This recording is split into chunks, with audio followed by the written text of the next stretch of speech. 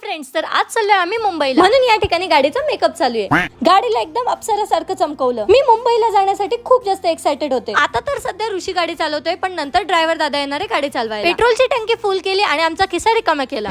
मागच्या सीटवर मी मस्तपैकी झोपून घेतलं होतं. डायरेक्ट जाग आली कसारा घाट मध्ये, कारण की तिथे खूप जास्त ट्रॅफिक लागली होती. सर्वांना खूप जास्त भूक लागली होती, म्हणून आलो हॉटेलमध्ये आणि इथे येऊन हे गेम खेळत बसले. हर्षदने तर मसाला पापड चाटून पुसून खाल्लाय. फायनली गेम फिनिश झाला आणि विनर आहे ऋषी. संकेत हारला, याचा आनंद सर्वात जास्त मला झाला. जसं जेवण आलं तसं सर्व भुक्कड सारखे त्यावर तुटून पडले.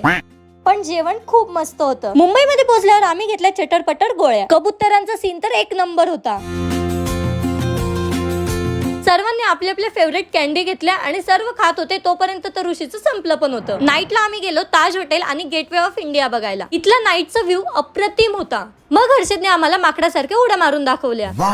इथून आम्ही थोडीफार शॉपिंग केली. Bye bye.